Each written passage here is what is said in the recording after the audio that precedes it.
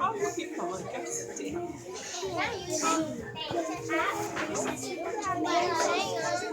I can't do anything about a football hitting that. And that was at recess, you just had that. Okay. Sit down. Sit down, you're fine.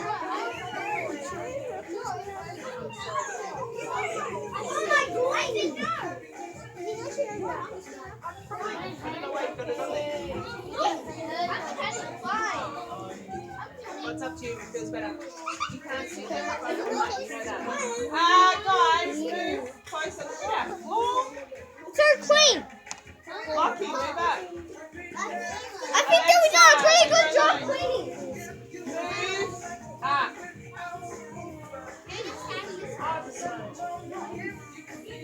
You're all coming in with some pretty lame excuses for sitting in chairs. I said some of you. No. Off the wall and move up. Look at the whole carpet here, guys. Jess, you're like shoved into the back little corner. Trent needs to move up. You need to move up. I don't know why Trent's even on that. Because they asked me and I said yes. You can't sit in the middle on the stool. But you can definitely sit in a line at the back between Amelia and Xavier so that they can see. Guess what? Do you know what I said No. at recess when I hurt my back? What? I hurt my back Amelia, again. Matilda, just sit here in the gap here. Just sit here in the gap. I hurt my back again. I bumped on them.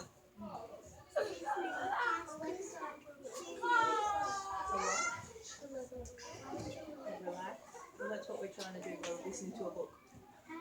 So just sit down and have a little relax. You don't have to sit right there. That's not relaxing. Oh my God, why? No, because you're already on the floor and I want to get started and we're wasting time. If you want to lay down to listen to the book, lay down to listen to the book.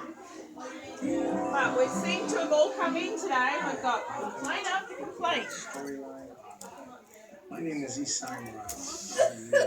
People shouldn't be Private talking. Eye Blind, the case of the missing chameleon by Lena Ray.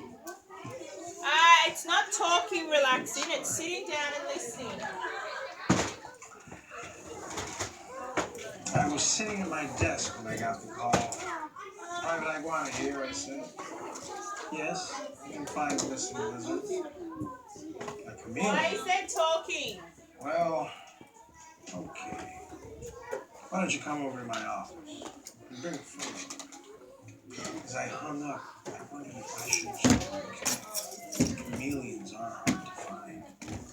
She sounded upset, and I guess I'm a sucker for lizards in distress. Lying down doesn't give you the right to talk. She made herself comfortable in my office.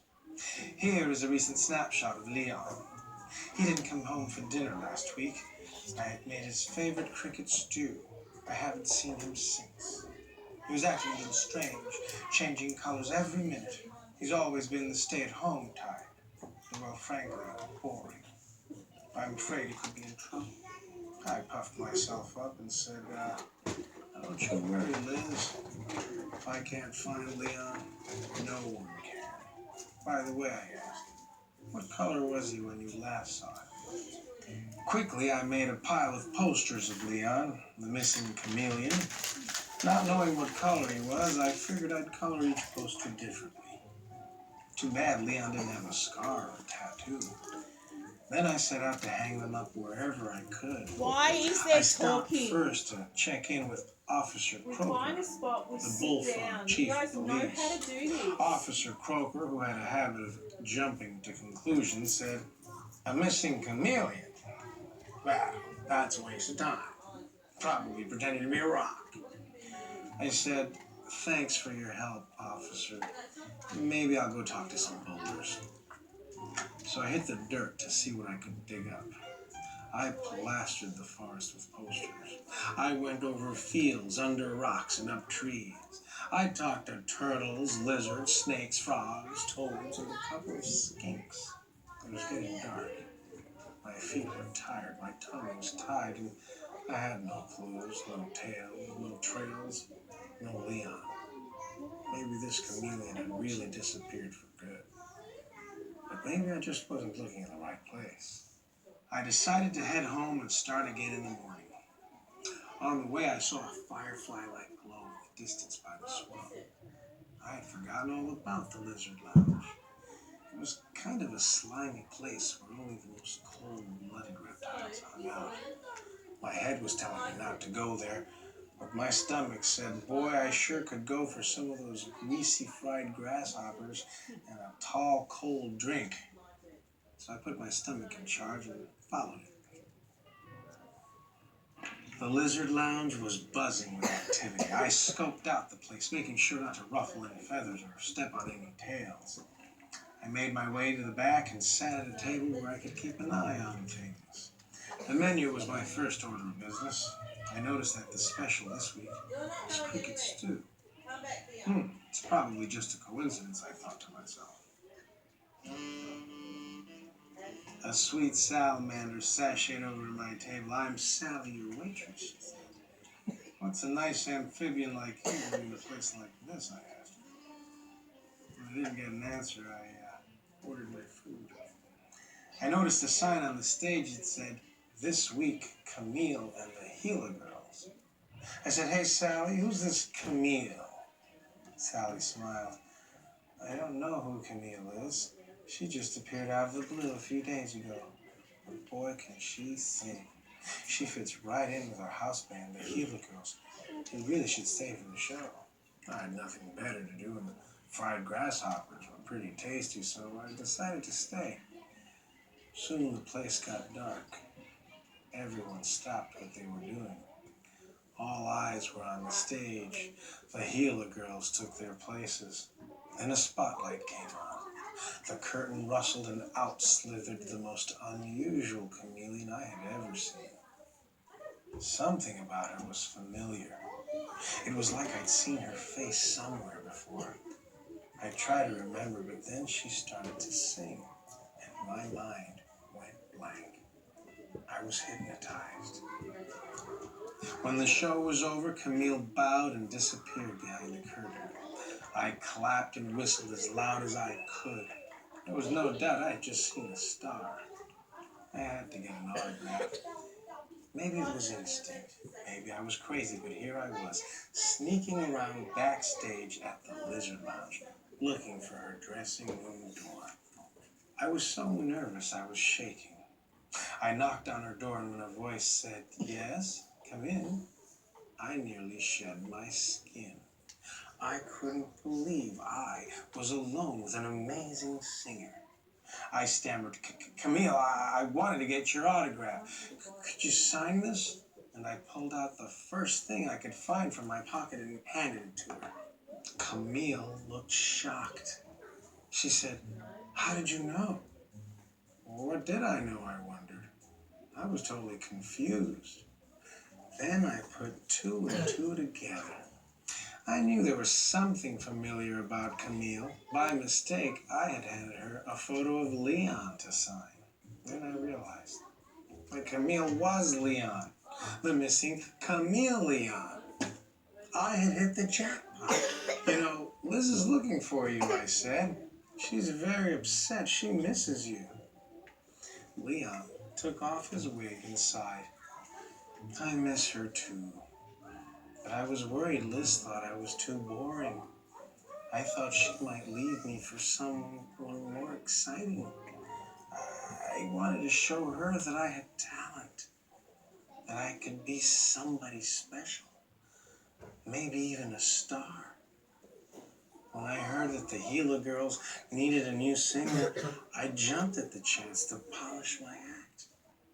Naturally, I blended right in. And so I closed the case of the missing Camille Leon. Last I heard, Leon was the singing sensation of the swamp. Liz watches the show and then returns to the kitchen where she's the new head chef. Her cricket stew is getting rave reviews. It seems that the Lizard Lounge is actually becoming a respectable place. As for me, who knows what the next case will bring?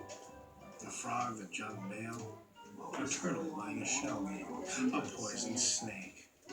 Just remember, if you've got a problem, give me a call. The name is Private Iguana. The I stands for I'll be waiting.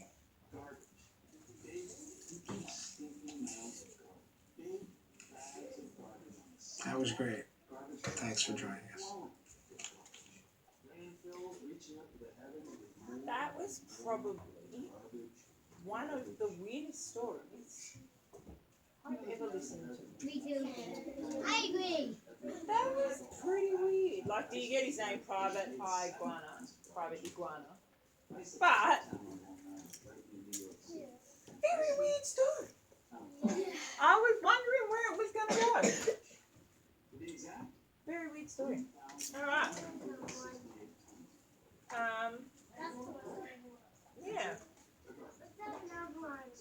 Can we do one that's less weird next time? Less weird. Well, I haven't watched them all, so I don't know what's less weird until I actually manage to put them up. And I don't have time to sit and watch them all before I play them. That's why I have to trust the Storyline Online website. Thank you so much for tidying all them up for tomorrow. Alright.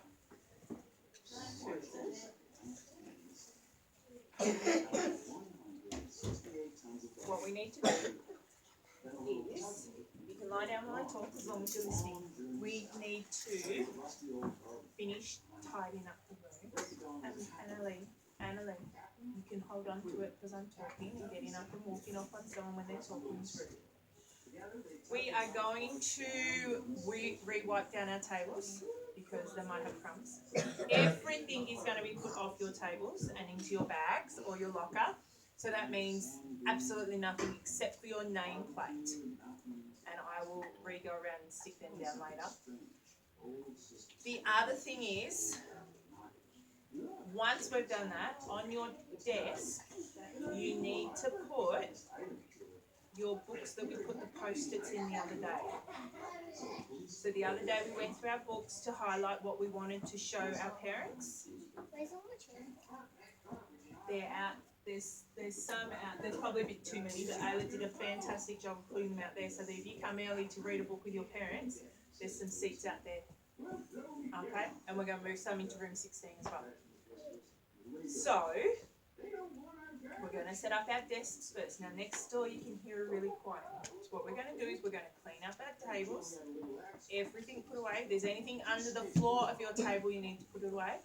Then you need to get out the books that we put our post-its in the other day. So that's your maths, your writing, your inquiry, and your writer's notebook. Okay, and you're going to put them out on your desk so that tomorrow when you walk in with your parents, you don't have to go and find them in your tub. They are already there. That is our first step. Yeah. Clean desk. Check under the floor. And then put your books on your desk. Yes. Are we doing our Doing that conference. yeah in the morning? You're doing it all tomorrow. We'll be here till like 7:30 tomorrow night. I'll send her school. Yeah, you don't come to school tomorrow. You just come to school when your parents come for your conference time. You must come with your parents. And everybody but Matilda has booked in, which is awesome. And I just sent Mum a reminder. Okay, so when your parents come tomorrow, you must come with them. Clancy's the latest at 6:50, so I'm sure his mum knows that it's late because she works. That's where she's And my coming. dad does want to see it. There you go. So I'm more than happy. I'm here all day. I don't have to come in till midday, and you guys aren't here at all. And I think I kick off the morning with Pinky. This is my first one in the morning.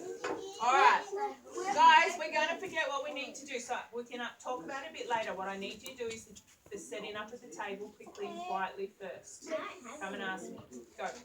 I said thank you.